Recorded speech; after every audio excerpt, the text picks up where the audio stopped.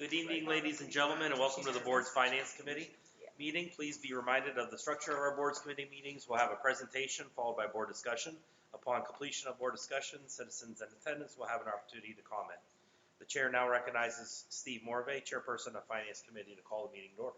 Thank you, Mr. President. I'd like to call this meeting of the Finance Committee to order for 2023, February 13th. I'd then like to also open the floor to Ms. Vicki Bending, our Business Administrator, and she has a presentation for us this evening. I actually do not have a presentation. You have. But David Tana, our local auditor, passing it down. passing it around, right through. from BWB is here, and he is here to present our financial statements and audit for the year, last 21-22 school year. 21-22 year. So welcome. Thank you for having me tonight. Appreciate it. Thank you.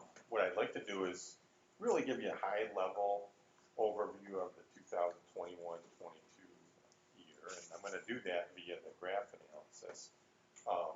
Your audit report is here. I think Vicki, if you hadn't provided it to you, she will send it to you. 60 pages long, and you know, when you look at that document, it's significant. There's a lot of information in here, both numbers and a lot of words. Probably more words than numbers, believe it or not. And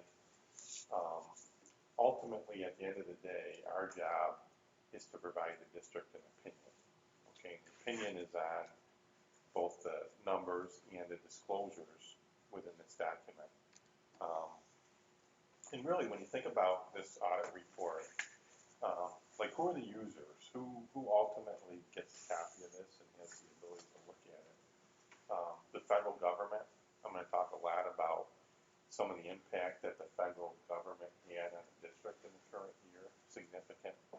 Obviously, the state provides you the most sources that the district has as far as revenue, and so they're very interested in the document itself, and they look at it very closely. They review it, might provide questions.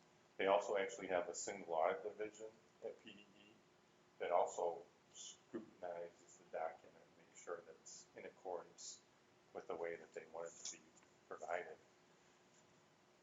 Your bondholders. Vicki ultimately has to upload this to a website where your bondholders would have the ability to review your financial results and your position. So that's pretty significant as well. Future bondholders, if you go out to, you know, for a project that you need to issue debt for, which you did in the current year,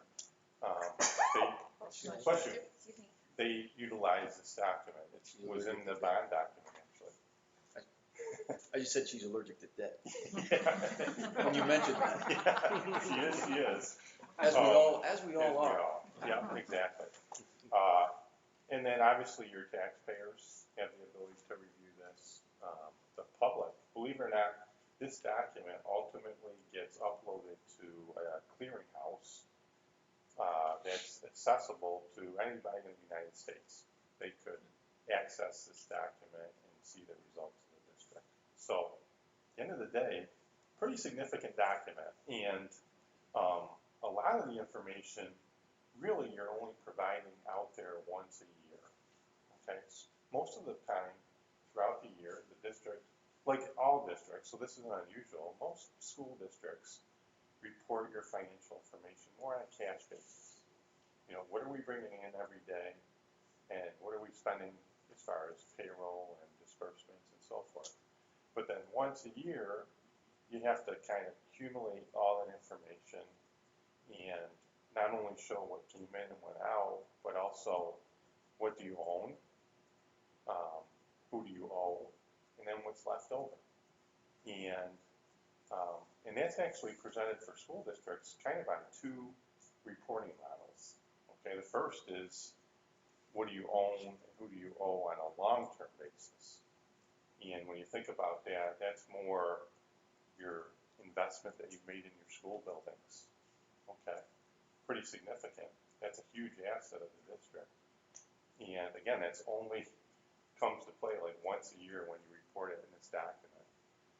Who do you owe from a long-term perspective?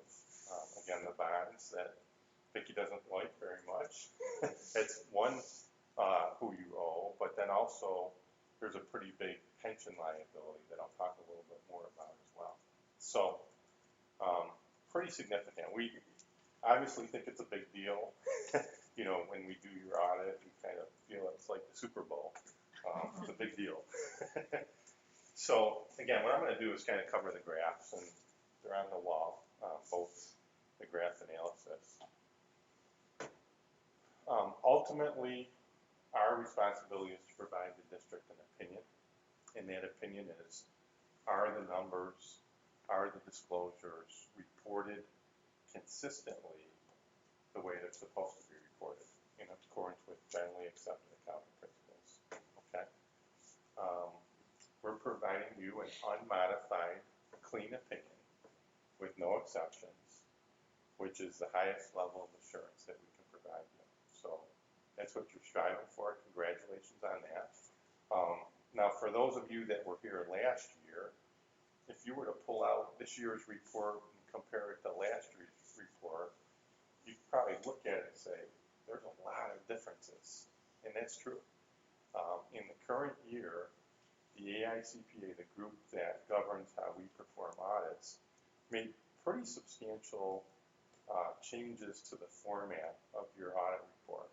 The biggest one is that opinion, which we provide the district, which we think is the most important paragraph of the report. That used to be buried down in the bottom. And the AICPA said, well, if it's the most important paragraph, why not put it first? So now if you look at the audit opinion, the very first paragraph is us kind of giving you what that opinion is, rather than being buried in the end. I like that. The other big component of changes is actually in our responsibility. If you were to read through the section about auditor's responsibility, significant wording changes compared to last year, a lot more. And it talks about, like, what are some of our responsibilities with regards to the audit. Believe it or not, they haven't changed.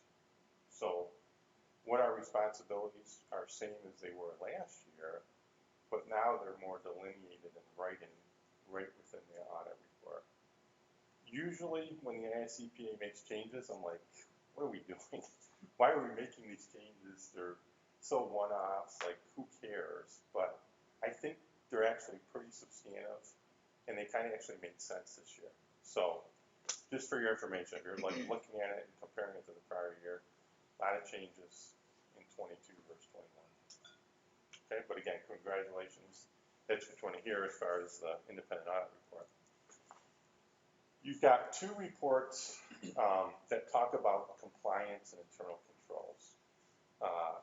This is the first one, and then there's another one. Okay, what's the difference between the two?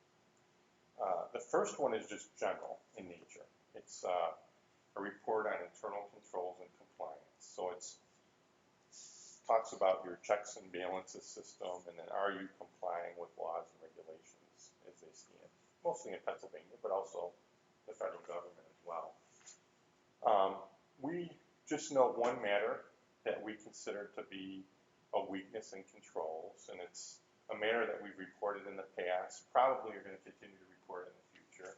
And basically the crux of it is that we provide the district assistance in helping you put this document together, okay?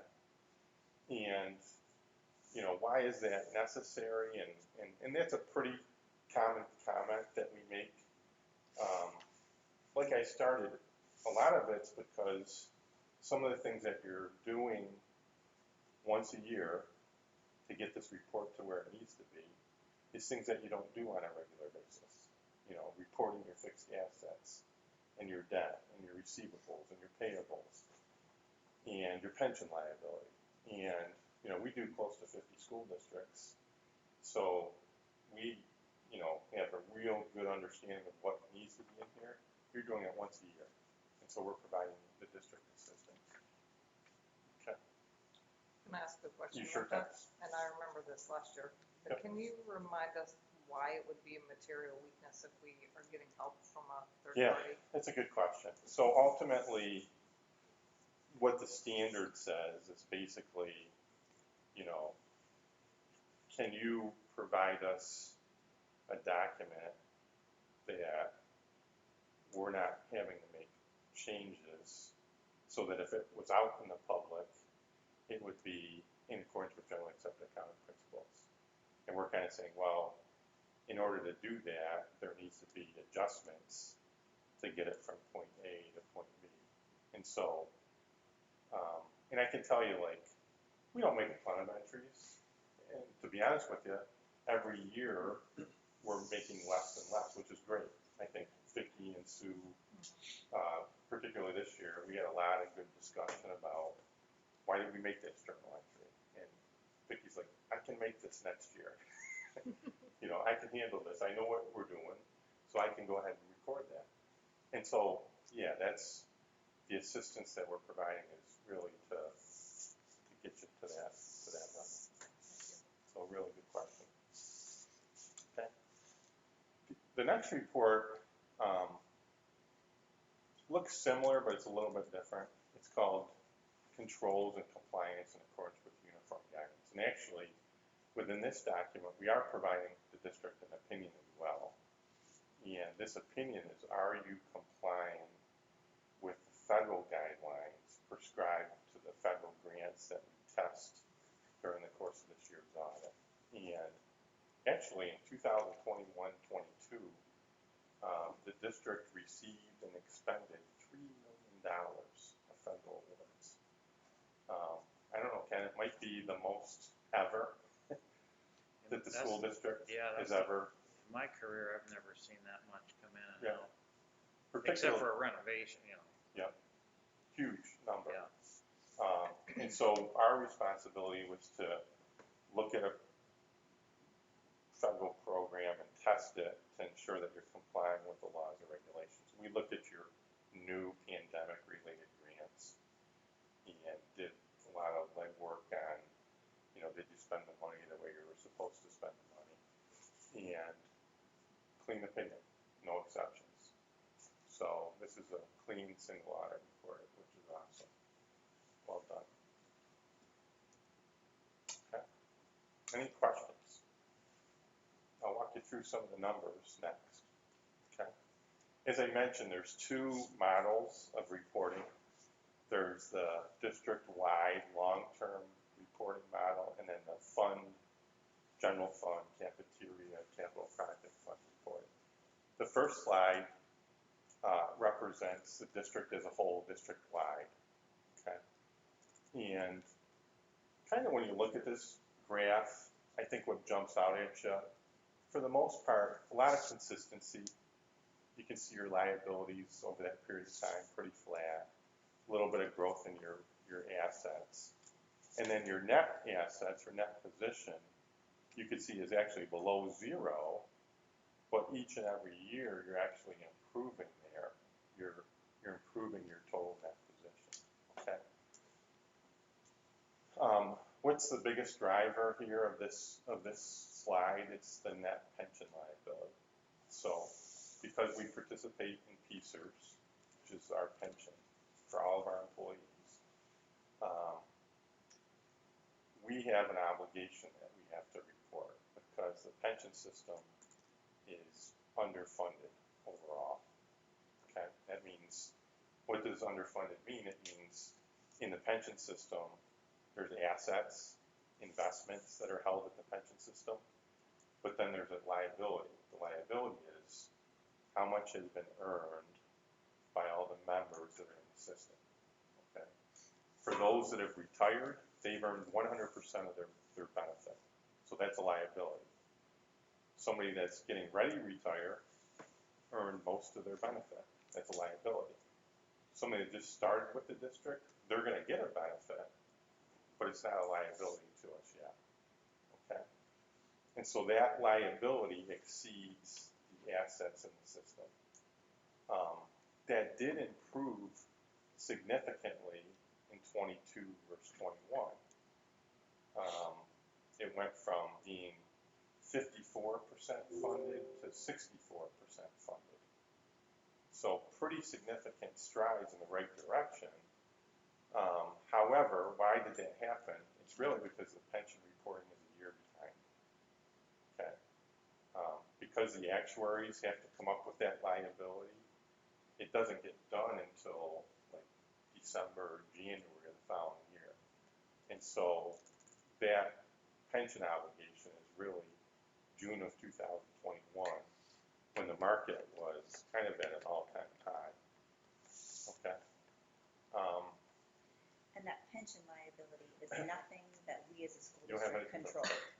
It's just an arbitrary number that they assign to us. Exactly. And we have to report it on our financial statements. And that's, for 22, it was $28 million. For 21, it was $32 million. So it improved $4 million. And you might say, okay, well, the market went way back down. What were we thinking in 2023? It'll be interesting. Actually, PSERS, I think, provided like some guidance about a month or two ago that says that the investments did a lot better than what a lot of pension funds did. That was pretty interesting. I mean, a lot of pension funds and big foundations had a miserable year in 2022-23. But there was some type of correspondence by PSERS that said they did better than, probably still had a loss, but maybe not as severe as what was expected, which would be great if that was the case. We'll see. Okay, so here's district-wide revenue, expenditures. The biggest thing, the far right column, you can see each of those 5 years, we've had a positive change in that position. So from a long-term perspective, we've had a positive change in our total net position. Okay. Any questions long-term? Okay. Let's look at, this is kind of more what the district's used to looking at, your general fund. So this is the main operations of the district. And the far blue column on each of the categories is the 2022 year. Pretty consistent. You can see 22 versus 21. Not a lot of change. Okay. So what happened? You can see your equity. This is your components of your equity. So in total, didn't change much. I think it was, you had a positive by just a little bit. But you can see the changes of your equity modified a little bit. And that's because the board authorized to put some of your fund balance into a capital reserve to be utilized in the future. And you've done that over the years. You can see some years it was drawn upon, and then other years you've kind of built it back up. But most of the time, that committed fund balance is related to something capital in nature. Okay?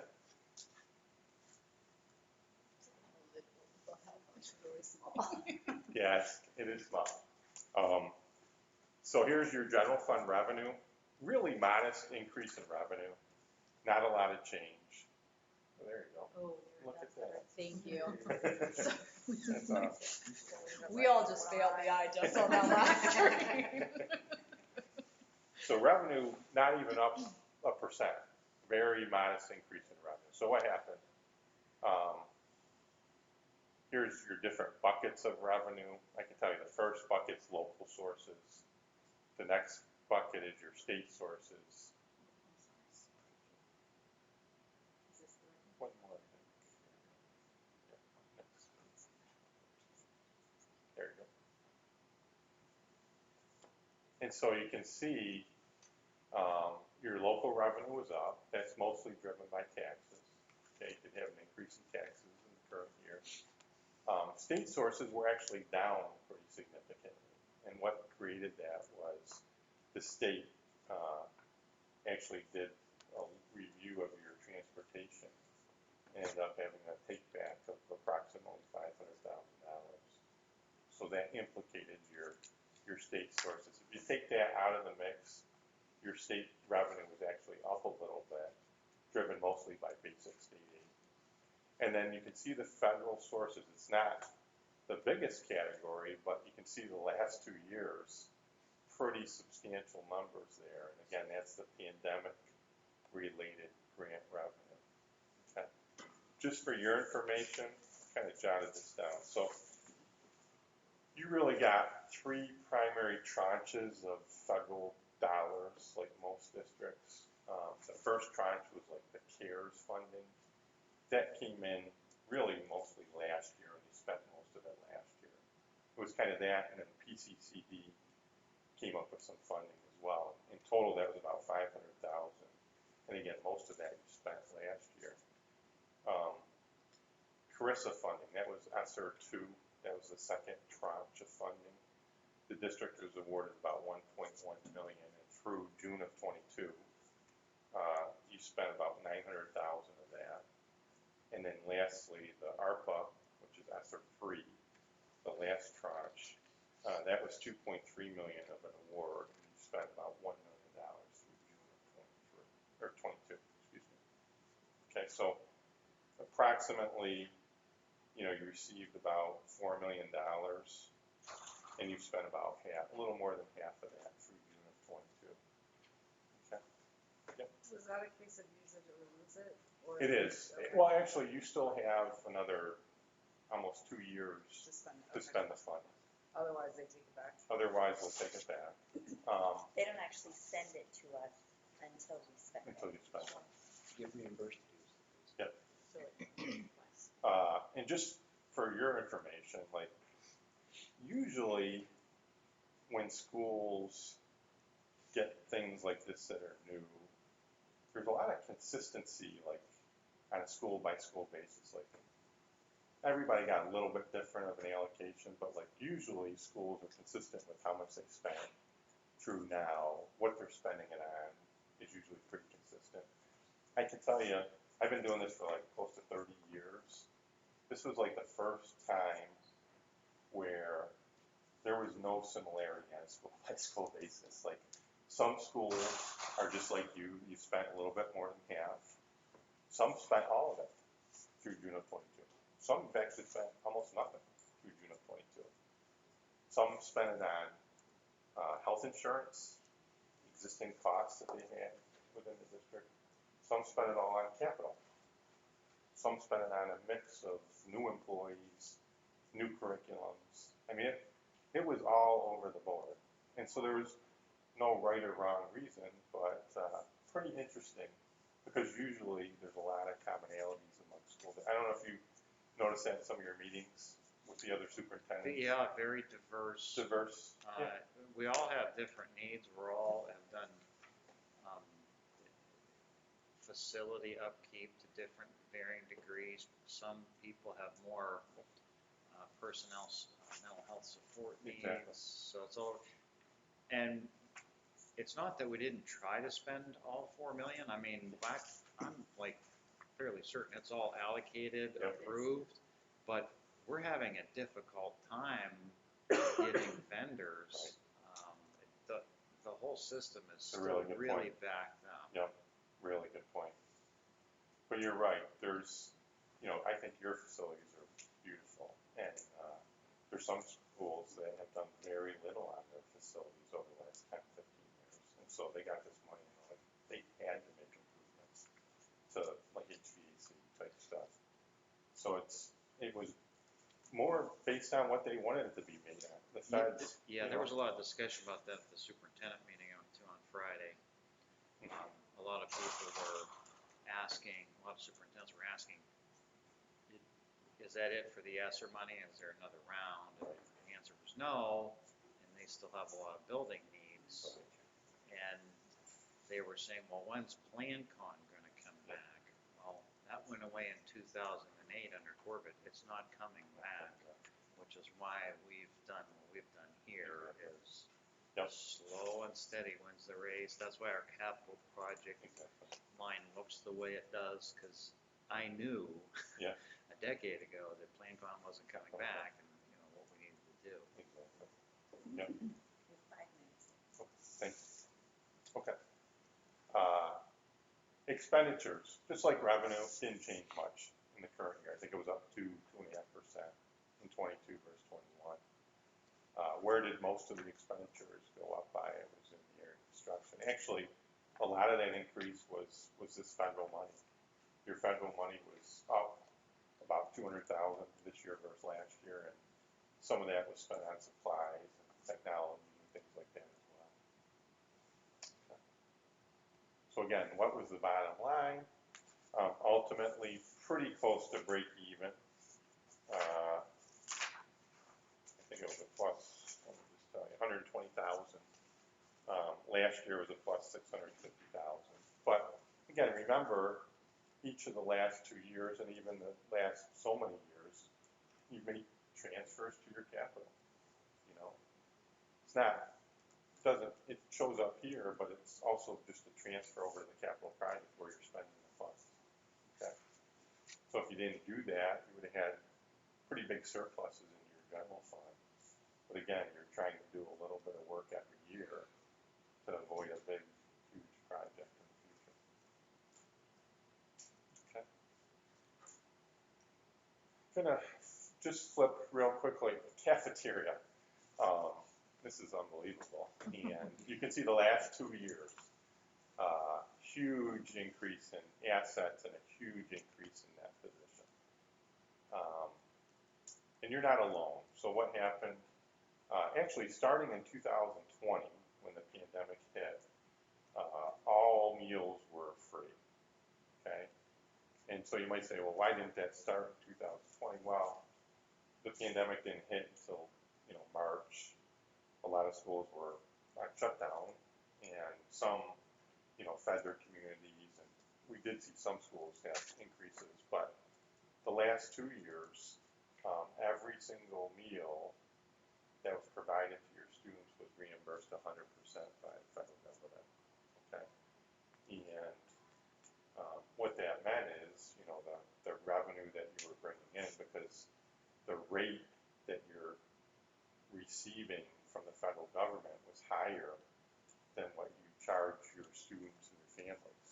And so the fact that the federal government was reimbursing you 100% just meant you were getting more revenue per meal, and also your meals were up because, it was free. And so a combination of those two meant like a really good year, the 2 years in the cafeteria. And so you can kind of see, I'm just going to flip to it, there's your results. For the most part, prior to the pandemic, breaking even, you were just holding your own, and then the last 2 years had huge surpluses. I think most school districts are like, that's a great thing because there's a lot of rising costs in the cafeteria. There's a chance where we might start to experience deficits because we're back to normal now. And then also there's needs, capital needs in the cafeteria. And so it gives you a little bit of flexibility to do some things capital as well. So that's not a bad thing. That's a really good thing. And it gives you some opportunities going forward. Okay. That's really all I had. We have a management letter. I'm not going to go through it, but these are just comments that we bring to the district's attention, but nothing here of real significance. Okay, so great job. Nice year financially, and on to 2023. Thank Any you. questions? Thank you for your presentation. Thank you. Thank you. This concludes our Finance Committee meeting. The Finance Committee meeting is now adjourned. Thank you. And we'll be on recess until our regular scheduled work session at 7.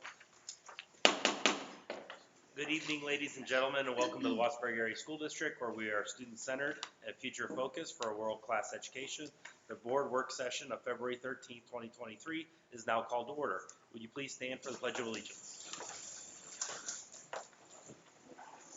I pledge allegiance to the flag of the United States of America and to the republic for which it stands, one nation, under God, indivisible, with liberty and justice for all.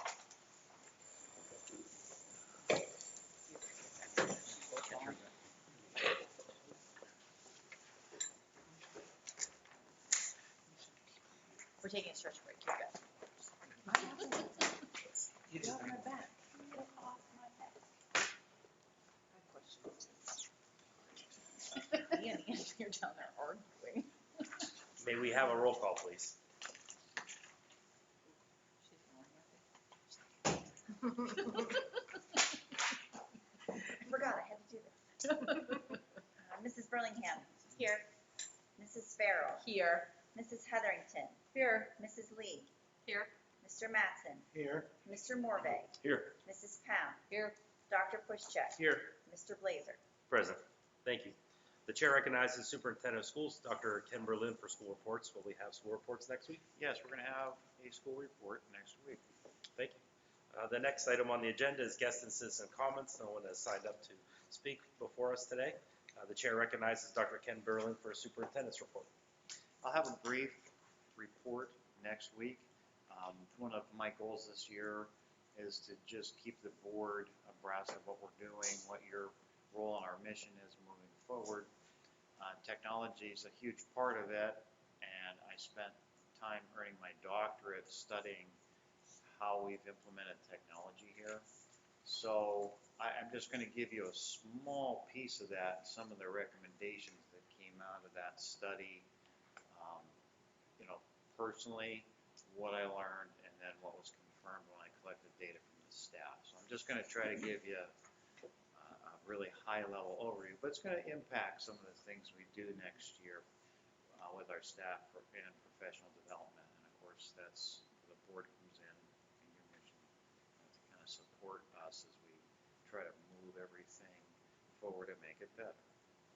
And that's all I have for tonight. Mrs. Part of that report is, are we adding anything on the Jeff Stiborski stuff that he did? Or are we done with that? Yeah, they're like mutually exclusive. I can tell you that there's been a lot of monies that came out of the ESSER funds that governments procured and have been pushing into rural internet expansion. And I don't know if you've noticed, but Armstrong out here is really making a big push. We had a meeting today. We were talking about the ESSER grants, what we've spent it on, and we got to talking about the hotspots because we had spent a lot of money getting hotspots and then paying for the monthly service, the annual bill to Verizon. And that has really shrunk. So even though we're 1-to-1 now and we have students, it's 5 through 12, we're sending computers home. We knew we still had students that didn't have internet, so we offered them hotspots, and the need for that, the number of requests is just dwindling and dwindling. So internet service out here does seem to be getting better. That's not as official as what Jeff did, but I mean, Right. when we see our hotspot cellular bill just really shrink down like that, pretty good indication Yep. of what the need is. The chair recognizes Ms. Vicki Bendig, the business administrator, for her financial report. Thank you, Mr. President. For this evening, I have treasurer's reports as of January 31st, 2023. In the general fund, $12,320,525.96. In the capital projects fund, $490,268.93. And in the cafeteria account, there's $696,076.87. For this evening, there are two bill lists and a report for your review. Checks already written totaling $86,856.98. Those were checks between the last board meeting and this past Friday. Cafeteria checks already written, $332.05, again, since last board meeting. And then the Seneca High School Activity Fund report as of the end of January, there's $90,346.51 in those accounts. Those are the student activity accounts at the high school. I will have the balance of my reports ready for next week, although I will not be present at the meeting. And that's all I have for this evening. Thank you. Is there any questions from the board for Mrs. Bendig regarding her report? Hearing none, those items will be on our agenda next week for your consideration. Thank you, Mrs. Bendig, and congratulations on a clean audit. Yes. Appreciate that. There are no items on the agenda under legal advisement for next week. Chair recognizes Mr. Steve Morvay for finance. Yes, Mr. President, currently there are three items on the agenda for next week. The first one will be F1, which will be some budgetary transfers, as noted in the bullet points. The next item would be F2, which we just discussed about the local audit report. Again, as was mentioned, it was a clean report with no modifications, which is the highest and best classification that we can receive. So again, kudos to Vicki and her team putting that together, as well as managing the finances day to day. Also, there'll be item number F3, which is the review of for the approval for the Erie County Technical School budget. And I'll try to, if there's any questions, that was presented to us in our technical school board meeting at the end of January. So I'll try to, if there's any questions there, I'll try to touch on the highlights if there's anybody here that has questions on those at that time. So currently, those are the three items that are on the agenda for next week, Mr. President. Thank you. Are there any questions or discussion on the items under finance? Hearing none, those items will be on our agenda next week for your consideration. Thank you, Mr. Morvay. Thank you. The chair recognizes Mr. Sean Matson for buildings and grounds. Thank you, Mr. President. I have two items under buildings and grounds for next week. B1 is the district natural gas contract as outlined below, and B2 is the carpet replacement in the elementary center as outlined below. And that's all I'll have. Thank you. Are there any questions or discussions on the items under buildings and grounds? I had a quick question about the carpet.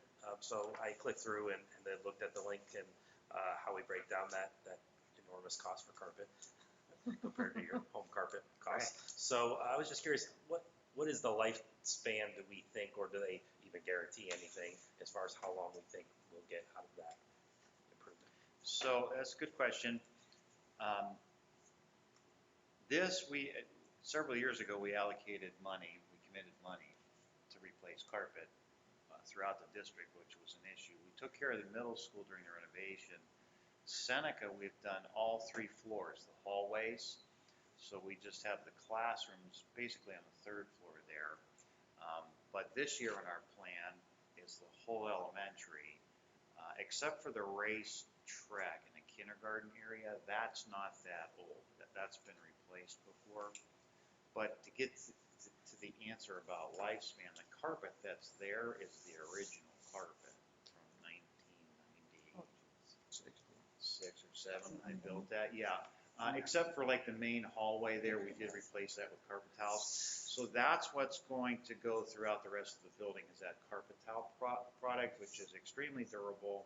And it's nice because we buy additional carpet towels. So if you ruin an area, you just pick up the tiles, you put new tiles down, it looks like new. But we prioritize the elementary because the elementary classrooms, they've held up pretty well. We got our money's worth, but the kids are rough on that stuff, and there's sinks in there, and the carpet, traditionally glued down carpet that's kind of had it. So it's going to be a big improvement, and it should last us for a long time because of that, especially because of that repair, some more repair capability. Thank you. Jeremy, I want to say, I think we should probably get at least probably 10 years, I would think, out of that carpet system. I would say easily. At least, yeah. Just similar projects that I'm personally involved in. Sure. Those, they will last, and there usually is a fairly good warranty that comes with all of those as well. So, and the carpet tile is the way to go. Great, thank you. Hearing no other questions, those items will be on our agenda next week for consideration. Thank you, Mr. Matson. The chair recognizes Ms. Nicole Lee for personnel. Thank you. I will have 8 items for consideration next week. They are P1 substitute additions, P2 service substitute additions, P3 leave requests, P4 monthly travel and conference meal reimbursements, P5 conference requests, P6 resignations, P7 to approve the job description, and P8 appointments for kindergarten boot camp. Thank you. Are there any questions or discussions on the items under personnel? Hearing none, those items will be on our agenda next week for your consideration. Thank you, Mrs. Lee. The chair recognizes Ms. Amanda Farrell for policy. Thank you, Mr. President. I have one item for the agenda, the policy second reading for policy 124, the alternative instruction methods. Thank you. Is there any question or discussion on the item under policy? Hearing none, those items will be on our agenda next week for consideration. Thank you, Mrs. Farrell. I would add that there's about 7 or 8 recommended policy maintenance items from PSBA that before I had an extended stay at the Cleveland Clinic, I had planned to get those together for this month. So I'm going to try to get those out in February and March. Okay. But it is maintenance. It's nothing. It's just bringing some of our policies in compliance with laws that were just finalized in July with the new budget. Great, thank you. The chair recognizes Dr. Andy Pushchak for curriculum. Thank you, Mr. President. 3 items next week under curriculum for the board's consideration.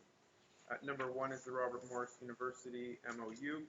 C2 is the senior banquet, and C3 is the IXL learning agreement. 3 items under curriculum. Thank you. Is there any questions or discussion on the items under curriculum? I just have one logistically, why is senior banquet under curriculum? That's been asked before. I don't Every have year. Okay, I wonder that. I was like, It's why? always It's just there. weird that it's Yeah. there. I mean, maybe miscellaneous is a better place for it. Or extracurricular. Technology. You'll be quiet, right? Yeah. Okay, it's out of place. Sure. I had a question about the Robert Morris University memorandum. So I looked through it and I understand what they're offering. I guess I was just curious. I have nothing against Robert Morris. I know it's, sort of localish down there in Pittsburgh, but is there a reason why, are they the only ones able to provide something like this, I guess, would be the simple way of Well, asking it? I had actually reached out to several districts that are using RMU down in the Pittsburgh area. And this college to high school is something that's been down there for 15 to 20 years in some instances, where teachers in the high school have been teaching college-approved courses. Up here, it's not been that way. We've had the dual enrollment and the RCI courses, in which take students off campus. So they did give me a couple of names of other colleges that are down there, but there aren't any colleges up in this area that I'm aware of that would approve a course syllabus at a high school level and then a word credit for it, which is what this is. Sure. Makes sense. Hearing no other questions, those items will be on. Well, I would add a comment on the IXL, but I don't know if I should bring it up here or next week. So I really like IXL. So I have a 4th grader who loves it and sits there and does it every moment she can that I let her have a device. And from a caregiver perspective, I love that it explains everything to them if they get it wrong. Like, I mean, out of the different ones, and I forget the names of some of them, but I really like how it's teaching them. It's not just it's right, it's wrong, but if it's wrong, here's why and how that makes it right, and I really like it. I've gotten a lot of compliments from teachers as well. It's the one program where I've had the most buy-in this year as a pilot from staff, and they really enjoy the fact that students can't hide from it. So even some of our brightest students who might struggle with fractions, who can kind of sneak their way through it, the IXL doesn't allow them to hide. Right. They find them and Yeah. help with the remediation. And it's easy for them to navigate, which I think is nice too. It's also aligned with several of our textbooks that we use in ELA and math. So the sequence of the modules are there, and teachers can pull things from IXL and assign as a quick assessment just to see how they're doing. Oh, it just, Those items will be on our agenda next week for consideration. Thank you, Dr. Pushchak. Thank you, Mr. President. The chair recognizes Ms. Leah Hetherington for technology. First time this year. Thank you, Mr. President. I will have one item. One item on the agenda next week, and that is the edX Focus Subscriber License Agreement. edX, sorry, I practiced it and everything. Thank you. Is there any discussion or questions on the item under technology? I do have a question. Sure. I read through the agreement, but I'm still not sure what it is. So it's basically a large database that we buy a subscription to have access to, and it has a an enormous amount of report capability. And throughout the year, IDEX is uploading financial information from all of the school districts in Pennsylvania.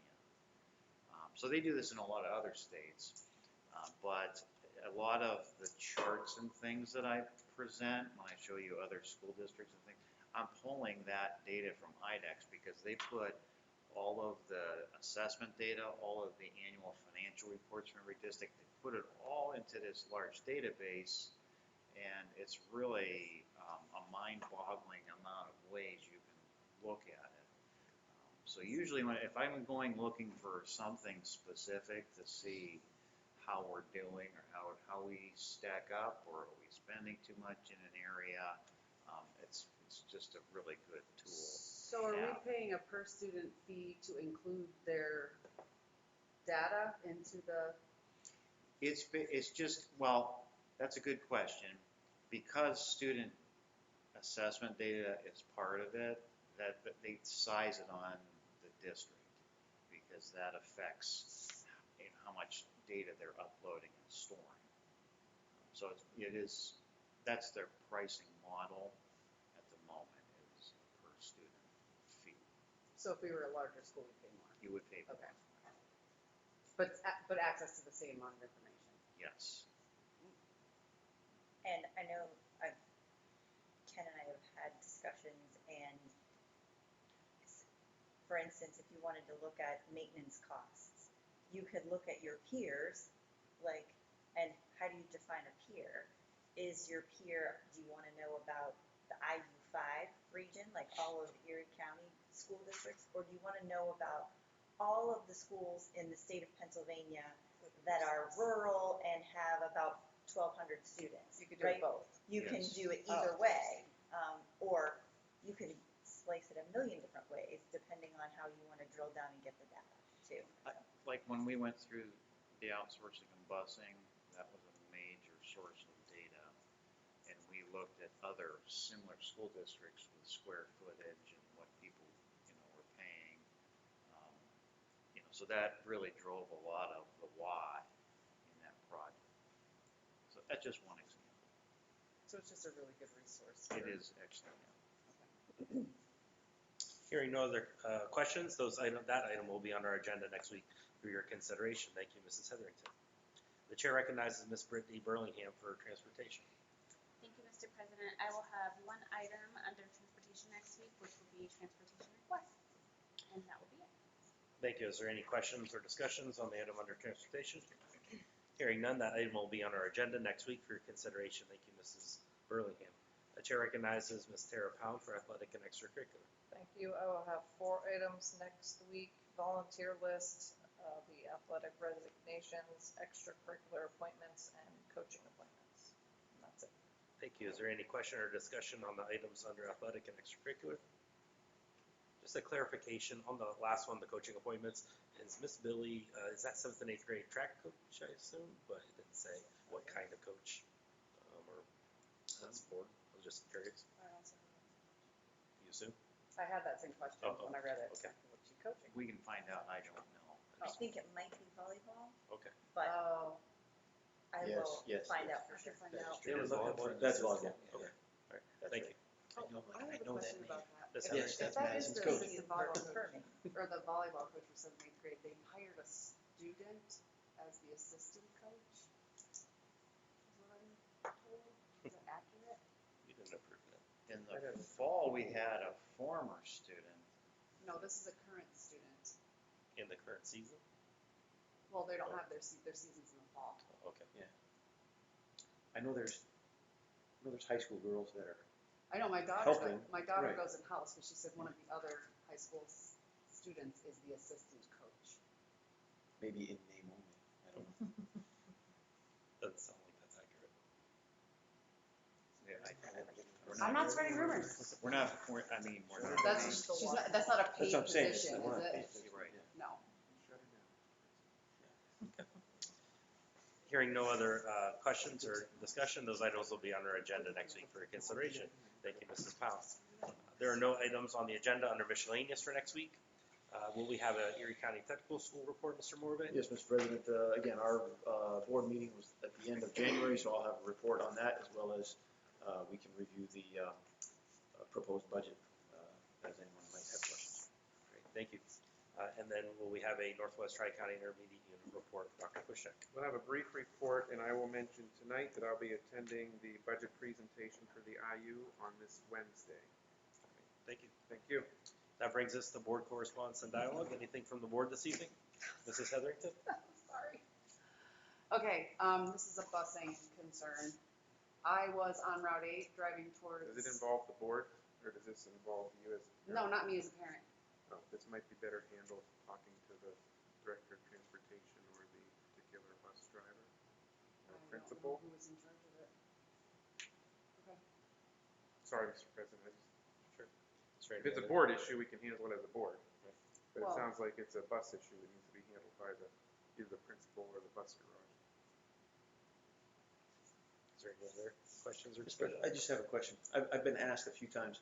Sorry. Now that we approved the girls wrestling in one of our previous sessions last year, I think. Right.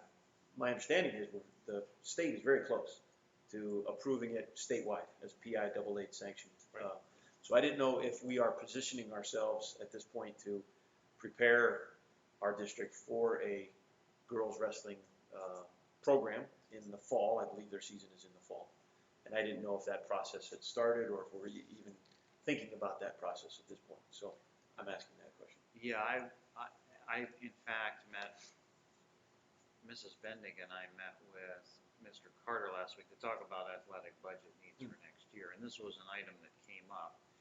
So PIAA had said a few years ago, I think is it 100? I think 100 schools had to say that they would sponsor a girls' team. We're one of 90 so far that have said that they would be willing to do that. So we did talk about what that would take. I don't believe we have any girls wrestling at the high school level right now. There are some girls involved in the club. So if there's enough interest, it's not difficult for us to bring on a girls wrestling coach. And then depending on how many students, maybe an assistant. But so that's something we can tool up very quickly. Okay. Their schedules, if it's their own league, their schedules are going to be different. Unlike now, where some girls, well, any girl that's wrestling, they don't have their own team, so they're going along with the boys. That would end up getting separated. But there's a lot of what ifs. Are we going to get to 100? And then PIAA, they still have to say, okay, let's do it. Sure. So there's kind of two what ifs. Right? Okay, so we're preparing ourselves for those Yeah, what what, ifs. I mean, if the girls want to do it, there's the interest, we're going to support it. That's not a problem. I was gonna just add on to that. Is that, so then next year, if they wanted to join the boys team until the girls got a team, is that? They can do Doable. that, they can do do that today. Yeah, we have Yes. done that before. I don't think anybody's done it this year, but we have done it in the past. Alright, good to know. So I just had two items. Mrs. Burlingham came to our superintendent meeting on last Friday, and she presented about the proactive things that the Office of Children and Youth are doing to partner with different organizations in the community to make care for those students better. And she's been wearing, so she wasn't wearing her school board hat, but she was wearing her professional hat. But her presentation was very well done, very well received by the superintendents. Hopefully you get some business out of there. I already did. Good, very good. So it was a great experience, and I appreciate that as we work on just community engagement and educating people on child welfare at school, especially in the school district. So Yeah. I thank you for that opportunity. All right, super. And then the second thing, I don't know if anybody came to the concert on Saturday, but we hosted District 2 concert band. Of course, the board had approved that over a year ago, and it was really a great concert. We had a lot of our students were in the band. I see Mallory is out there. Is there any other district banders out there? Are you the lone one? Catherine's here. Oh, Catherine's there. Great. So everyone did a great job. The, they were talking about how well the food service was, and then the food service said that the students were great. Our maintenance did a great job of extending the stage because there was like 160 some musicians there, so it didn't fit, so they had to build extensions. And then, of course, Durham helped us transport the kids back and forth, and the custodians were a big help. So it was a really big collaborative effort and came off really nice. And kudos to Miss Borland. I mean, she's only in her second year, and she took on hosting something like that. Gave a lot of our students some good exposure. So that's all I have. That's great. Thank Good you. job. I was gonna say the same thing about that, but I also wanted to extend gratitude to George and the other tall custodian, the glasses, he might be new, I don't know his name, but they are so easy to work with and phenomenal. They did a great job this weekend, and they were even down for the boys basketball game, so busy. Thank you. I will entertain a motion to adjourn. So moved. Second. All in favor, please say aye. Aye. Opposed, nay. Motion carries. We are adjourned.